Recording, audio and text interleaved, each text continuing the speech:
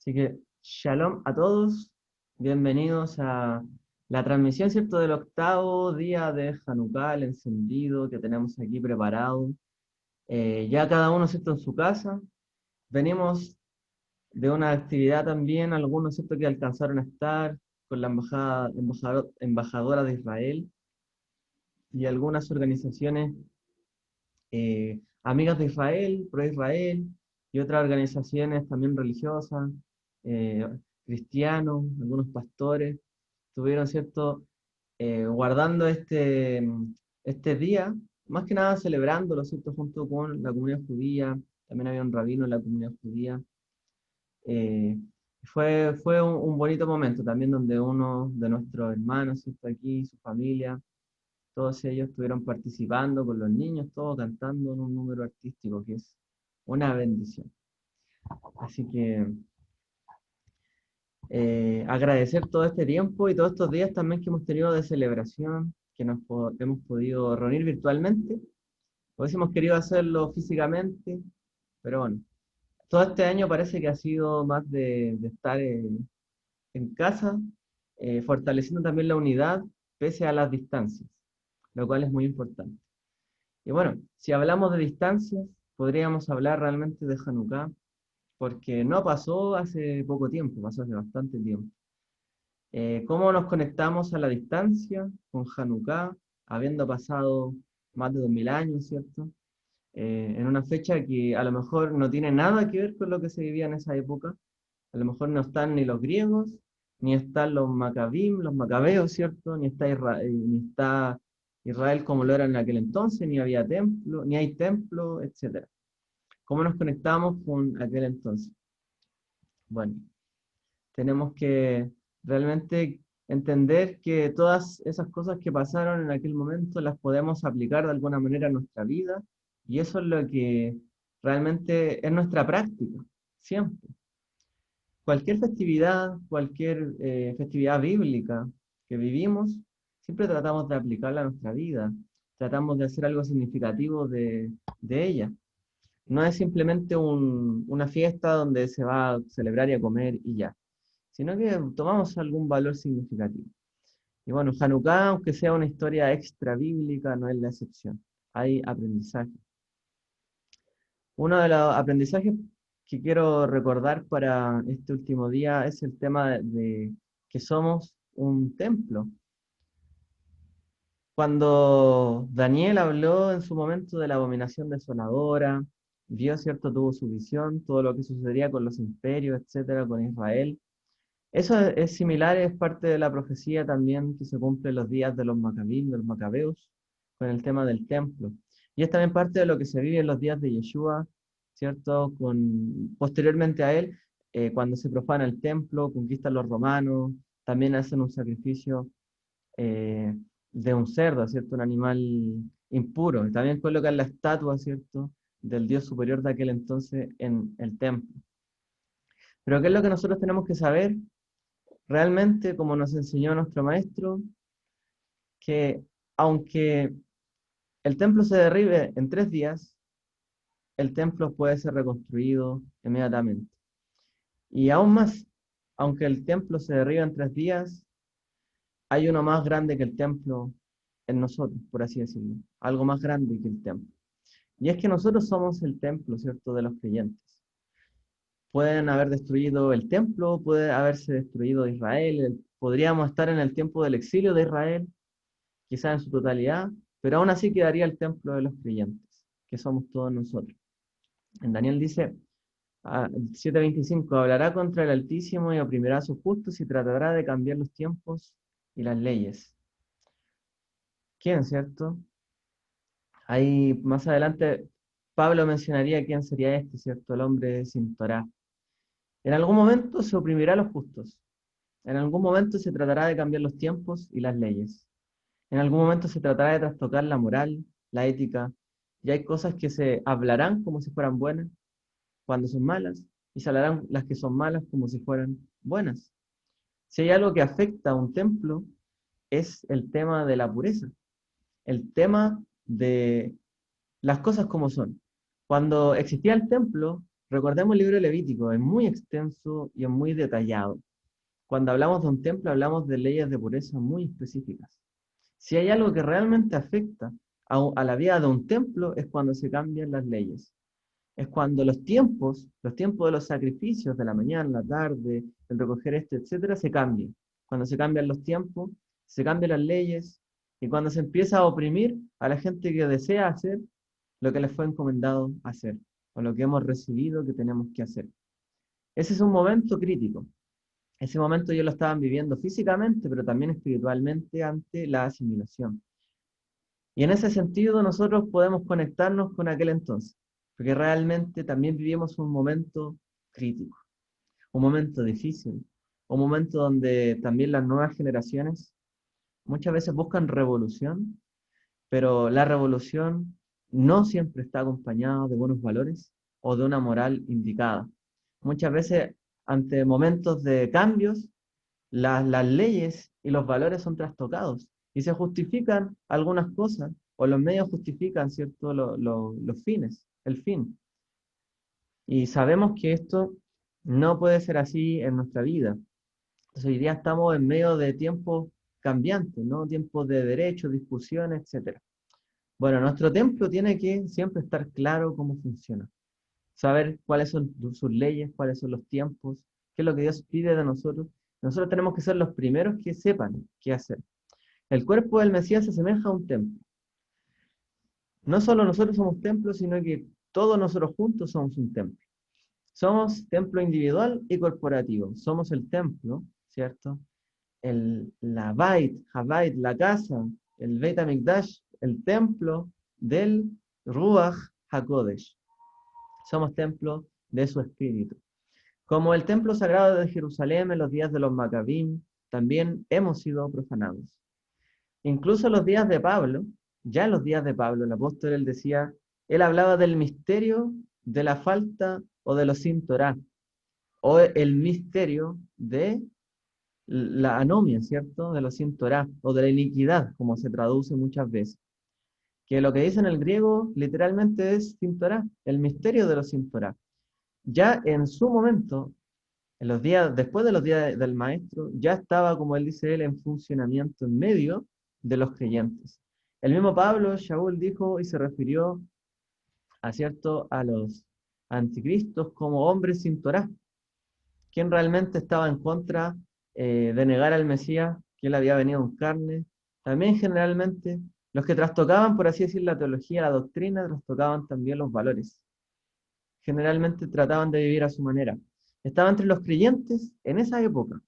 Él hablaba de que ya estaba operando en esa época. No es que vendría un momento donde pasaría todo eso, no, ya estaba operando en su momento.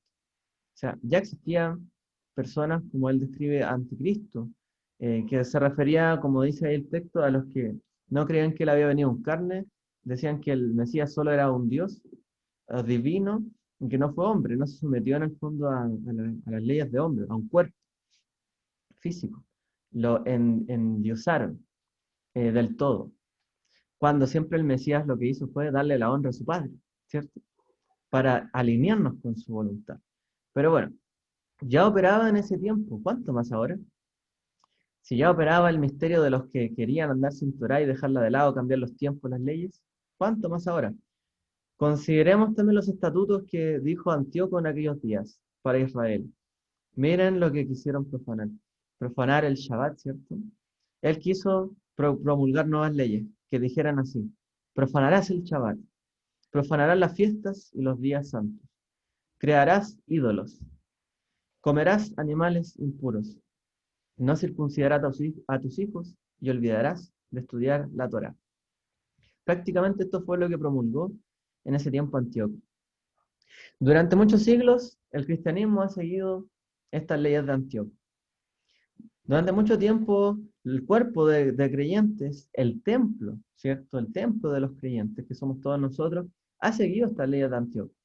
De alguna u otra manera, se ha adecuado, ¿cierto?, a las leyes que fueron proclamadas, que fueron proclamadas contra Israel y contra la Torá, que trajeron la abominación de la desolación en la época de los Macabim, y en la época de los apóstoles, ¿cierto?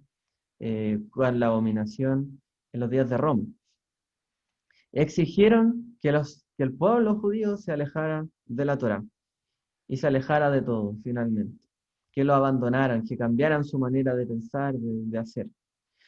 Solo en los últimos años, hoy, en esta época, es cuando la existencia de comunidades de creyentes como, como la de nosotros, por ejemplo, orientadas a la Torá, existieran. Si nosotros pensáramos hace 200 años, o quizás mucho, 50 años, 150, 200 años atrás, en cualquier lugar del mundo se hubiese podido tener una comunidad creyente como esta. Nos preguntamos realmente. ¿Podría haber sobrevivido una comunidad observante de la Torá mucho tiempo? En los días de la persecución, del antisemitismo, de la Inquisición. Incluso aquí en Latinoamérica operó la Inquisición. ¿Se hubiese podido realizar hace no tantos años? O quizás la misma opresión de la iglesia, de la sociedad, hubiese hecho que todo esto se disolviera.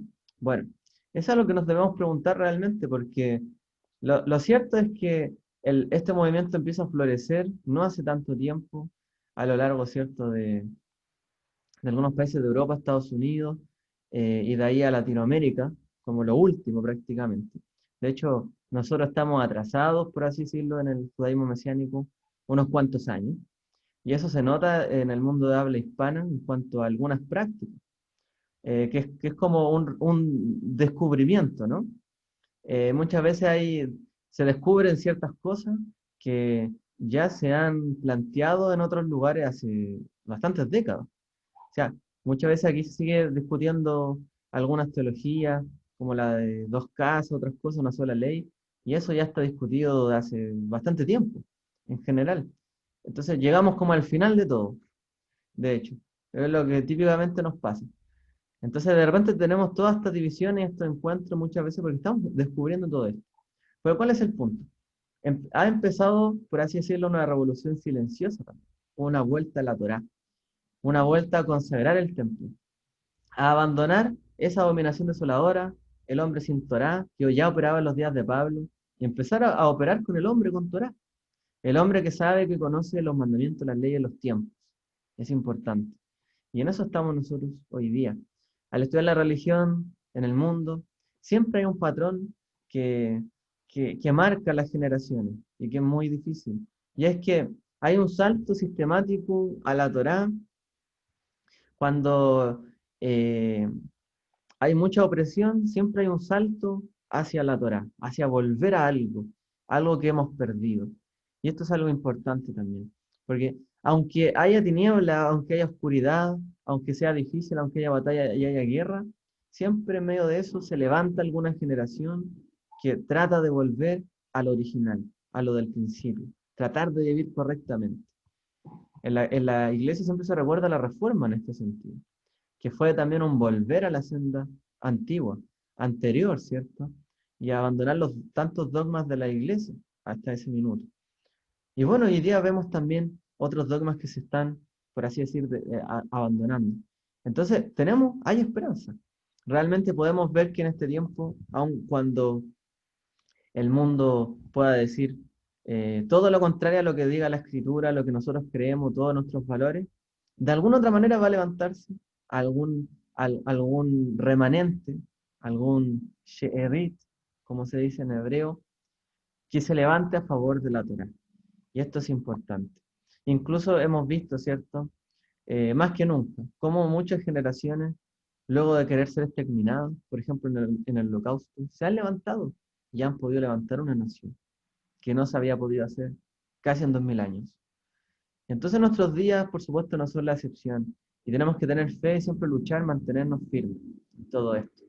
Gracias a Dios que nos permite revivir los días de los Macabín, al luchar, ¿cierto?, también contra la asimilación, contra de alguna manera el mundo, en cuanto a los valores, ¿cierto?, y algunos principios. Y nos permite volvernos, ¿cierto?, a la Torá. Ya no ser como hombres sin Torá, sino como hombres con Dios y con ley. No sin Dios ni ley, sino con Dios y con ley. Por lo tanto, Ahora que hemos visto, ¿cierto? Todo, hemos estudiado, hemos visto toda esta semana sobre Hanukkah, hemos revisado el significado que tienen estos días. Estamos preparados también para entender por qué Yeshua también se paseaba por la columna de Salomón durante la fiesta de Hanukkah. Y por qué también es importante para nosotros esta celebración. No solamente es algo histórico, algo bonito, que encienden luces, velas, etcétera. Qué bonito. No, también tiene un significado para nosotros, ya sea judío, ya sea creyente, ¿cierto? Injertado, por así mencionarlo, que es la anticipación. Yeshua no andaba dentro del templo, pero sí andaba en los alrededores. De alguna manera, Yeshua también anticipó la rededicación del templo. Esta fiesta es significativa, ¿por qué? Porque también el templo seguiría, ¿cierto? Sería rededicado, y ese templo seríamos todos nosotros. Estaba anticipando el templo viviente de los creyentes que algún día se congregarían allí también. Además, Yeshua predijo que sus seguidores no se apartarían de la Torá, realmente. No, no iba a ser diferente con sus seguidores a con esa generación, lamentablemente.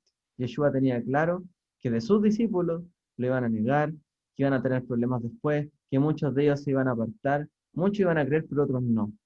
Él lo sabía, él conoce, ¿cierto? Él sabía todas estas cosas. Él sabía que muchos de sus discípulos o de los que le seguirían se apartarían de sus palabras. Él sabía muy bien que algún día perdón, la iglesia, la congregación, necesitaría una fiesta como esta de Hanukkah. Hanukkah nos recuerda, como vimos, la lucha contra la helenización y la asimilación. Hanukkah nos recuerda que debemos luchar contra este mundo. Estamos en el mundo, pero no somos de él. Por lo tanto, vivimos en él, pero tenemos que no seguir por sus caminos, en todos sus caminos. Tenemos siempre que buscar el camino de Dios, siempre, en todo lugar. Y recordemos, como les decía la otra vez, seguir el camino de Dios no significa simplemente estar en una congregación, una iglesia, sinagoga, e ir un día sábado, un día domingo, o cuando sea. No significa eso seguir el camino de Dios, sino hacer la voluntad de Él, cumplir sus mandamientos, su Torah y obrar conforme a lo que Él nos ha mandado en todos nuestros caminos. Evaluar todas nuestras sendas. Eso es seguir el camino de Dios realmente. En Hanukkah es un festival que también nos recuerda a una fiesta que debemos purificar nuestros cuerpos, ya que el templo fue purificado, y rededicarnos a su servicio. Presentamos nuestros cuerpos como sacrificios vivos, agradables ante Dios, y esto es un acto espiritual de adoración. No, como dice Pablo, no os conforméis más a este siglo, sino transformados por la renovación de vuestra mente. Debemos rededicar nuestra vida, nuestros templos, purificarlos, limpiarlos de toda iniquidad, que la iniquidad es lo sin Torah en griego, anomia es sin Torah, literalmente. Así que debemos rededicar lo que no está conforme a su voluntad y dedicarlo para Él. Hanukkah nos recuerda que también estamos atrapados en una lucha con los poderes de la oscuridad, las tinieblas que buscan apagar la luz de la Torá, la luz del templo, la luz de la Torá, la luz del Mesías. Sin embargo, cada noche de la fiesta encendemos una vela más, es decir, aumentamos el brillo. Cada vez lo hacemos más brillante, y eso es importante.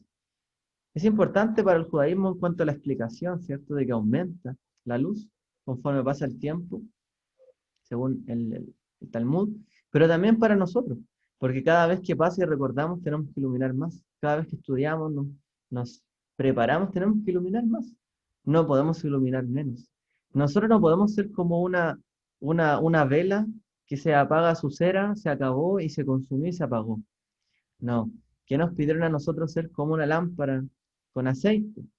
Y el aceite tiene un requerimiento, un requisito, que tiene que ser sacado, machacado, preparado, ¿cierto? Y tiene un montón de procesos antes de poder ser aceite apto para iluminar. Nosotros tenemos que hacer ese esfuerzo para que en nuestra lámpara, nosotros, en nuestros corazones, siempre haya de su luz. Pero tenemos que trabajar para ello. No es como una vela que se consume y se acabó. No, tiene que ser una lámpara de aceite que permanezca continuamente. Y como lo celebramos en esta fecha, que vaya iluminando más y más y más. Así que era nuestro Padre que sea. Como nos dijo Yeshua, que tu luz brille ante los hombres de tal manera que puedan ver tus obras, tus buenas obras, tus maasim tovim, tus mitzvot, y glorifiquen a tu Padre que está en el cielo. ¿Qué es necesario? Que sea vista la luz. ¿Para qué? Para que vean las obras. ¿Por qué es necesario que haya luz, según Yeshua en este pasaje? Para que las obras sean vistas, ¿cierto? Las buenas obras deben ser vistas por las personas para honra de Dios. Pero también habían algunos en su momento, recordemos, que Yeshua también los increpó porque le decían, o sea, ustedes oran más fuertes que todo, alargan sus filacterias, sus tefilín, sus tzitzit, pretendiendo ser mejores que los demás, y oran despectivamente sobre los demás. No, tú cuando ores, entra en tu cuarto, tu habitación, en secreto, etcétera, cierra tu puerta, etcétera. Pero eso es cuando hacemos cosas personales por cuanto a nuestras necesidades, ¿cierto?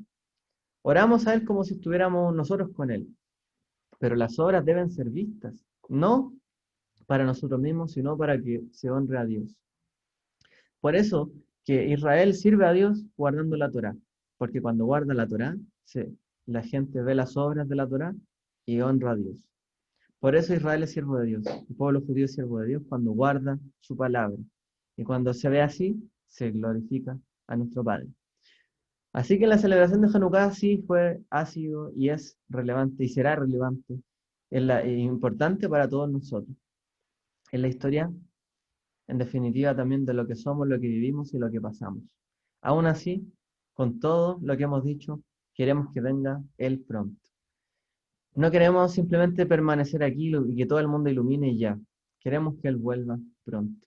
Porque como cada uno sabe lo que se representa una luz cuando es encendida, ¿cierto? Cuando uno enciende una luz, uno puede ver mucho. Uno puede ver las cosas como realmente son. Uno puede vislumbrarlas. Pero ninguna luz, ninguna cámara, de hecho, ninguna forma de iluminación es mejor que la luz del sol, que la luz natural. Y cuánto más la luz de nuestro Mesías y de nuestro Padre, cuánto más se iluminará. Queremos conocer, los que hemos mirado la luz, los que hemos mirado la bendición de todo ello, sabemos que todavía no se comparan a Él. Y esperamos su venida pronto y en nuestros días. Y mientras tanto permanecemos unidos como el templo que somos, como un cuerpo, como congregaciones, como personas singulares que realmente están buscando de Él iluminar, mantenerse y mantenernos ahí para que cuando Él venga con su luz podamos realmente alumbrar, ¿cierto? Como Él siempre lo ha querido y que podamos ver las cosas como Él las ve, de acuerdo a su luz. Así que mis hermanos, quería dejarles estas palabras de reflexión para este último día de Hanukkah, deseando que sea un tiempo todavía de bendición para cada uno de nuestras familias, en nuestros hogares, sea de bendición todo lo que se ha hecho también para otros, invitados, ¿cierto? Lo que se ha hecho y que el próximo año pueda ser todavía mejor, podamos estar juntos, reunirnos y compartir todos nosotros. Así que dejo hasta acá por lo menos esta breve reflexión, que Hashem les bendiga a cada uno de ustedes por medio de Yeshua nuestro Mesías. Amén, amén.